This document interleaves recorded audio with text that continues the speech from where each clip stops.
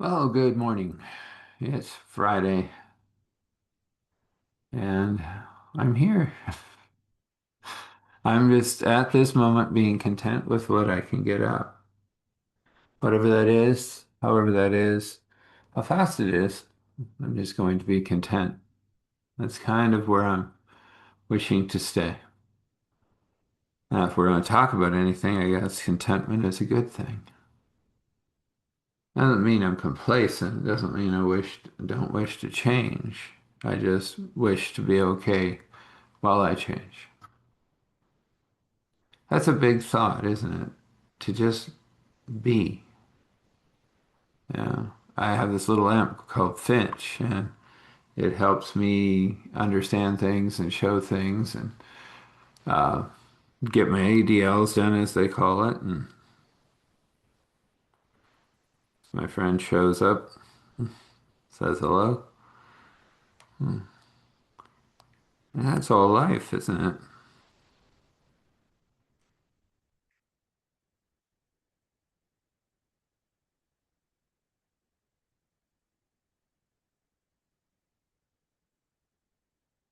That might not make sense to this, but in a sense it does. I'm just flowing with it. I'll keep it over there and we'll finish this off. It won't take us long. It's 15 minutes. I can do this every day. But there's days where the energy just isn't present too, dear. And I have to be content in that too. Contentment doesn't mean that I'm lazy or anything else. It means I'm very simply going, this is how the days goes now. It may shift, it may change, and it probably will. And I can pray and I can reset and I can move through things, but ultimately I can be okay with my day. It's going to have moments. It's going to have trials and tribulations, yes. It also is going to have happy moments and elation moments and glory to God moments. And somewhere in all of that, I can be content. I'll leave it there. I'll just call this one a ramble on contentment because this is what it was. If you wish to get a hold of me, it's Eric at starthealing.me. You send an email and say, hey, I want to chat. And I'll send you a link. And you click that link and book an appointment and we'll chat. See if I'm part of your healing puzzle. Um, like, share, subscribe, as I always say. You know. So we're moving along. So, I mean, he's had an interesting day, hasn't he, Joseph? Went and helped somebody uh, on the wings of the spirit, I would say. Anyway, he's back at home, being looked after and supported as we all would love to be. And again, as I said, we sometimes have to be content when we aren't. But we know that God is always looking after us, supporting us, caring for us.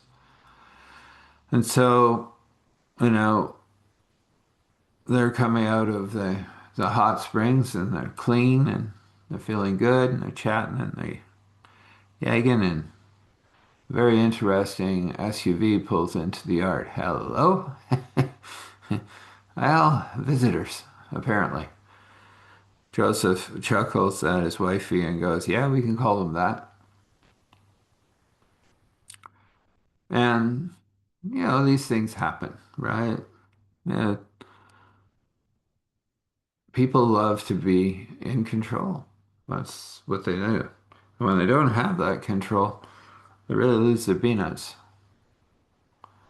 I know, I can still lose my peanuts about loss of control, Joseph says. But you know what? They're here. Let's go find out what they want. He walked down to them and they looked at him and they said,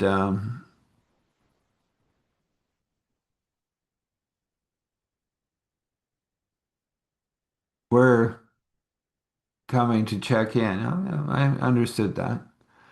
Also, we want to check and see if you're following protocol. I don't have one, but go ahead, show me what I might have to stick my foot in. Well, certain things you shouldn't be doing. Again, take it up with God. You're pretty snarky. Oh, I am. As you see, God protects me. I understand you want control. I get that.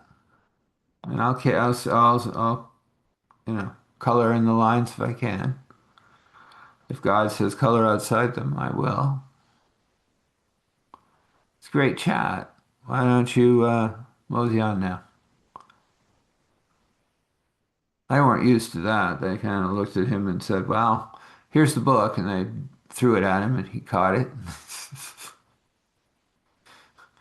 He said, ah, reading material. I'll put that in the proper place. They drove off in a bit of a snit, but they knew they couldn't do much. He had good friends, he had God, and he wasn't breaking any overt rules yet. That's he always said to himself. Yeah, it might happen, not now. So they all decided to sit down and have a look at this wonderful book. Shadow wished to use it as firewood, but let's have a look. Let's see what they say we can and cannot do. And first, they have to acknowledge I exist when I shouldn't. This should be interesting. So they read through the book and they had some chuckles. There were moments where he wasn't supposed to be doing half of what he's doing anyway. And he chuckled about it because they didn't have any authority over him. They couldn't even prove that he was who they think he was. I mean, all of that had been shifted and changed by God, so to a point that he was just Joseph. Didn't really understand 100% what he was before, and he didn't need to. Had skills and abilities that he could access if he needed to. Wasn't being disrespectful. It's just he didn't live under their rules anymore. He lived under God's. Now, God isn't going to take you overtly away from man's rules, but if man's rules stand in the way of God, then some of them may shift. He looked at one particular rule, which meant that he could not intervene in situations that he had no authority in, and that, again, incorrect. He did have authority. God gave it to him. That's why he intervened, and that's why it worked. So he read through it and he asked God what to do with it. And God said, do what you can, and when necessary, allow me to look after you. Yeah, okay, that's about it. So they realized that, they still had places to visit. And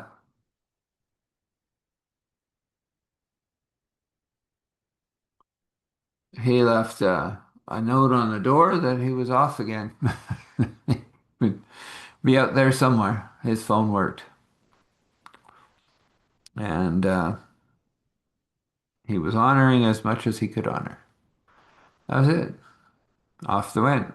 Back out onto the road. Back to another settlement, to another people to deal with whatever God showed them to deal with.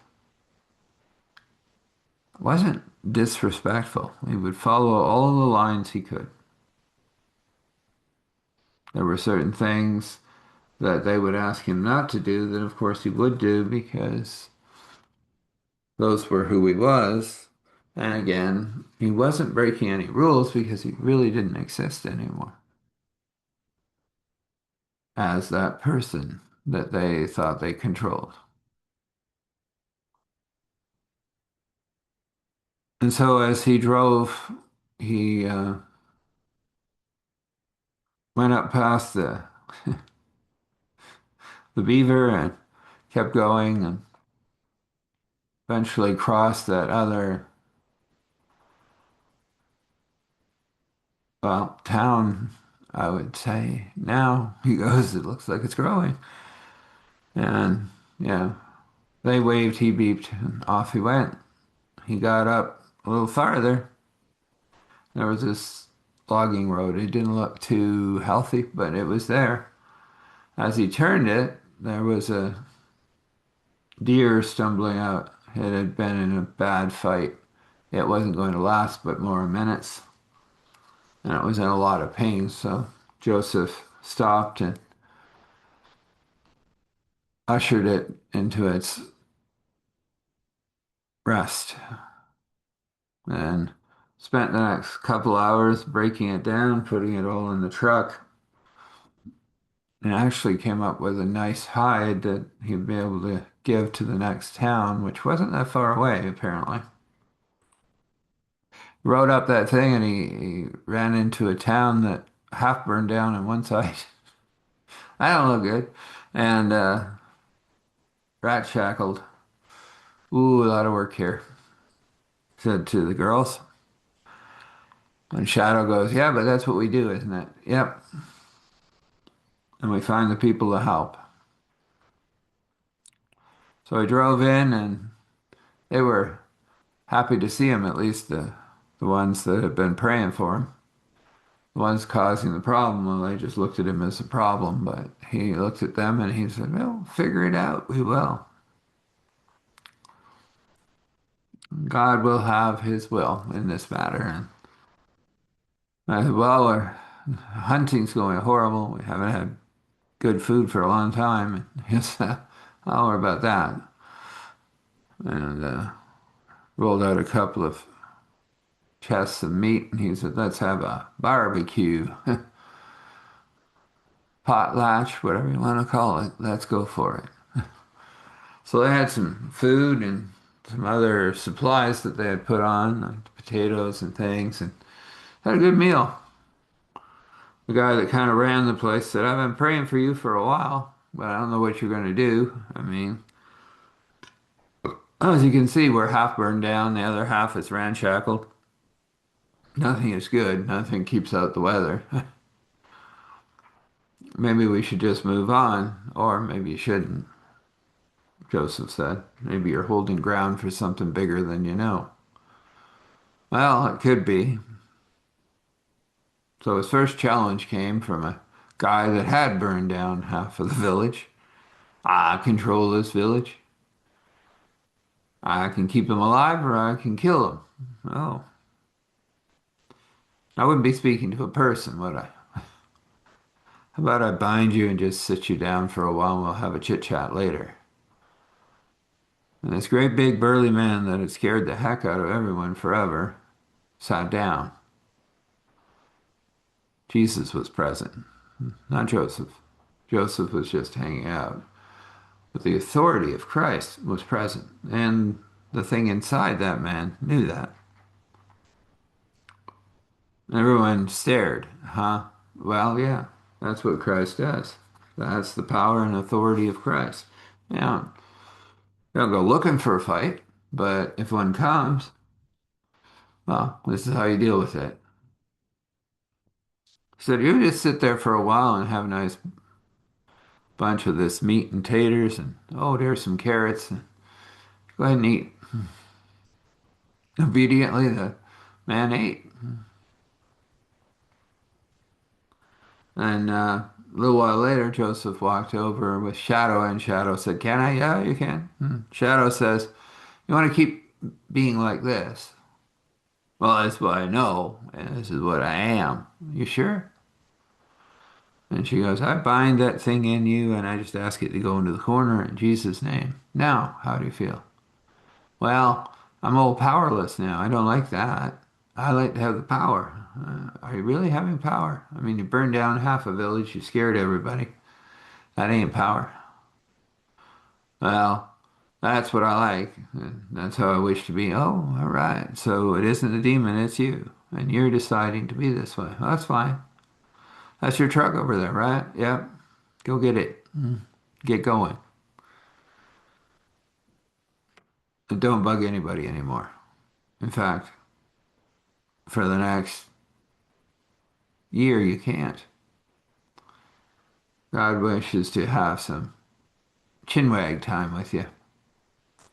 So for the next year, you're just going to drive and be a vagabond. Be a good thing. You'll learn some things. Maybe your mind will change a little. You won't be able to harm or hurt anyone. Goodbye. He got in the truck obediently and drove off. And the guy that kind of ran the place went, "Well, that's one thing gone. What does that mean that you did?" I just gave him some rules. He has to follow them because God will make sure they're enforced. It'll change him, possibly. We'll see. Joseph looked around and said, "Well, it looks like we should help you get some of this stuff sorted out." "Oh, it's only you four." "Oh, one, two, three, four. Actually, five. The other one's sleeping. Hello. Ah, yeah. You two want to work on that laundromat over there that looks like it's seen better days?" "Oh, yeah, we can clean that up." "Well, that thing leaks in the back so bad the whole back wall is." "Yeah, I know. I figured that we'd be rebuilding most of this, but you got good timber around you." "Yeah, I got good people." And Joseph makes a call. He said, "I have a bunch of people here that have been bullied for a while by something, and it's now on a road trip. It won't be back to this village ever, because by the time we finish, there will be protection over this village, and the village will begin to thrive. But to do that, we basically have to tear everything down and start over." So, calling in the troops we are. And within about 4 hours, they started arriving from all over the place. "Well, I'm a carpenter." "Oh boy, what a house." "Well, I can, I'll just knock it over and start over." Whose house is it?" "We got to move stuff into places where it's dry, get rid of, oh my goodness. I'm glad I brought my environmental suits." "Whoa, it ain't good for you, you know." "Well, I know that, but at least it wasn't out in the wind somewhat." "Okay, well, I'll help you." That guy was total. I understand. And the guy running the little church goes, "I just don't have authority." "Oh, yes, you do. You just don't know you do." "Well, I'll train you and you'll learn. Not hard. Just belief. When you don't have it, you ask God for it. Comes along. Might not be perfect theology. You'll get it. And they started work. Moved everything good out of the one house, knocked it over. It wasn't hard. They just sneezed and it fell over. Poor thing. Too rotten, too destroyed. Environmental guy said, "Yeah, just throw it in the back of my truck. I'll take it to an incinerator." "I know. That can't be done anywhere else." He cleans it all up, digs up the dirt, tests. "Yeah, got rid of it." And the rebuilding begins. They go, three loggers show up and say, "Hey, I can drop some trees. And I have some trees for building, and I'll take those trees and we'll switch." "All right." Big logging trucks showing up the dirt logging road with trees. Yeah, logs, long ones, short ones, planks. "Yes, this is what we require." The builders start building, one house at a time. It takes about 5 weeks to get a good start. There's about three homes up. Everybody's kind of huddling in them, but they're warm. They don't leak. A metal roof guy showed up. That was really good. He, uh, he donated some and he sold some at a good price for things that they didn't think had any worth. He liked them. So they sold him a drum. He needed a new drum. His old drum needed to be repaired. They repaired his old drum. He was quite happy about that. And his snowshoes, he liked snowshoe and he liked the old way of doing it with the native snowshoes. And hey, well, I fixed those up for him. But he was quite happy. He had a bunch of these roofs that, he donated every year, and they were going to go on these three there. And he'd work out the rest of it later.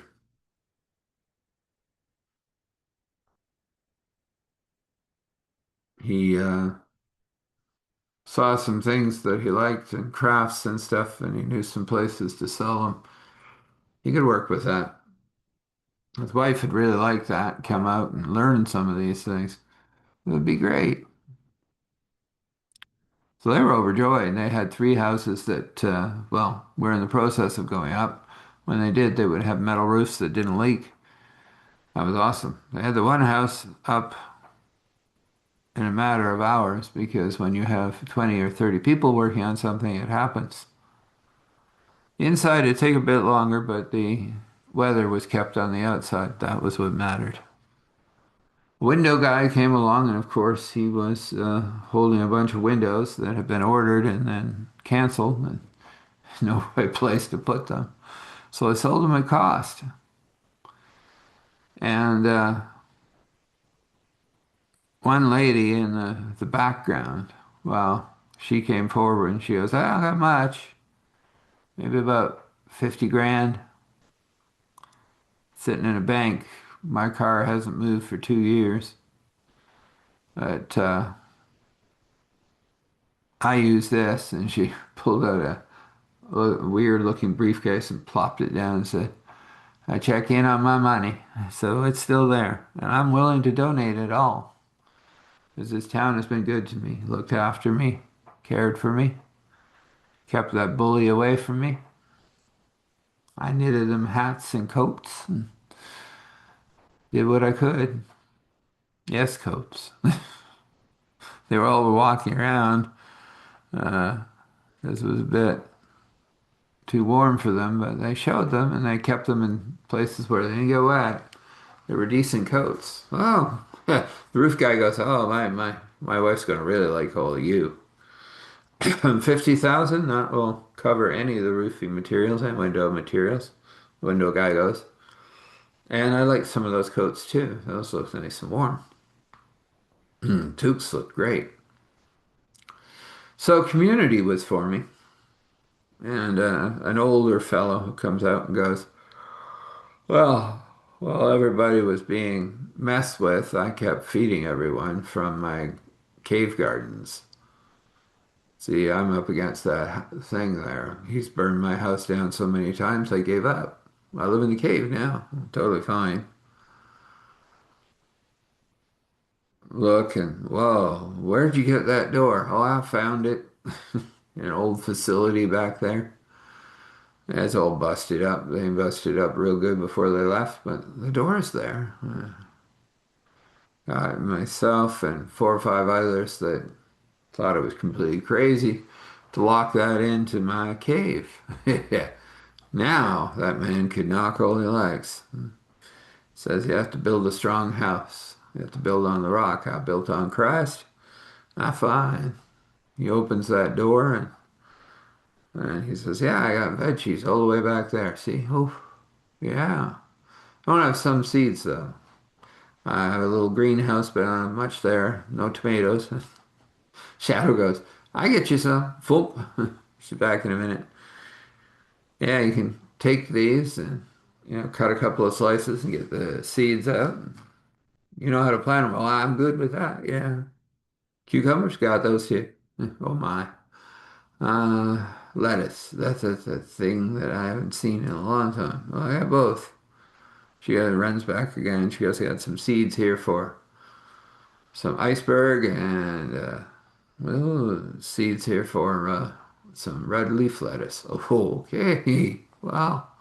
Yeah. I'll give you all the veggies you ever want, man.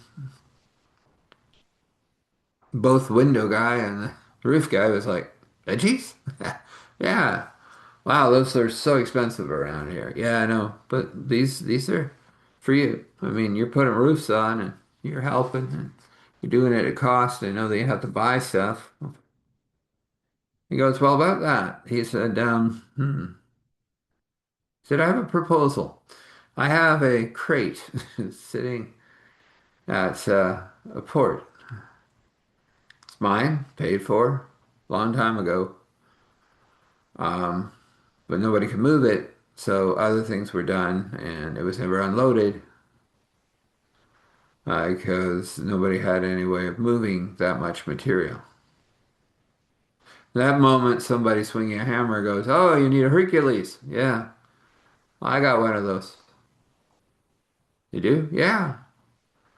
Uh, I need a couple of L's and things, but she'll fly.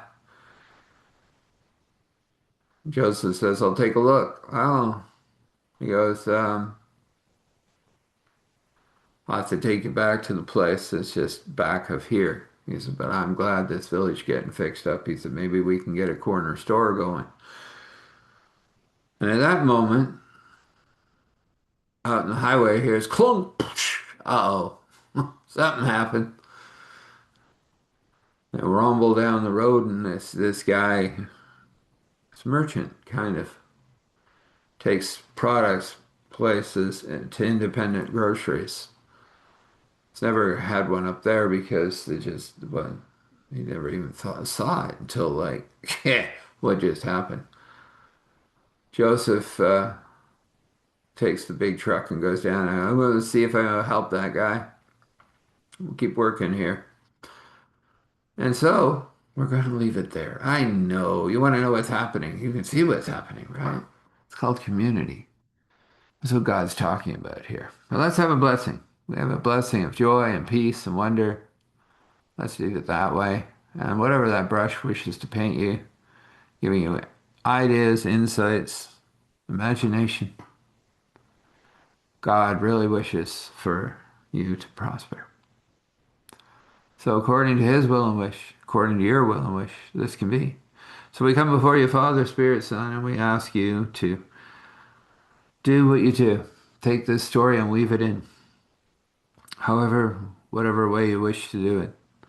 It's all about you, God. This is how you move. This is how you act. This is your actions. And if they wish to know you, well, that's pretty simple. They just have to admit that they can't do it on their own. They already know that. They know that they've sinned. That's an absolute. Then they have to accept your plan. Well, if they admit that they've sinned, then you will forgive them. If they accept your plan, then you will come and be with them. And you will also bring your Holy Spirit. The Holy Spirit will live within them. And they will have access back to Father. That's amazing. It's astounding.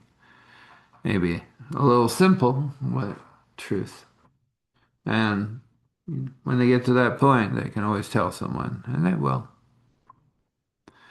So, if it's 100th time, then just take them deeper, Lord, much deeper. Show them something in the Word that they've never seen before, from an angle of approach that only you can show them, and give them a closer and more intimate relationship with you. And we thank you for doing all of these things. We thank you for the story. We thank you for the way it keeps unraveling and keeps going forward.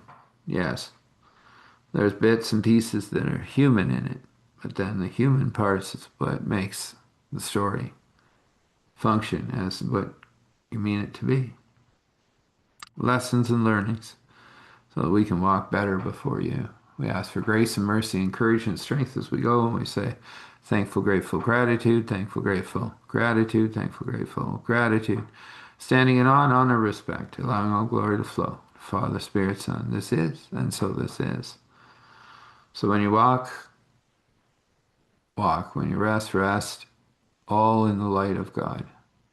That's capital L, capital I, capital G, capital H, capital T. As He leads you into the life that is meant for you. Blessings.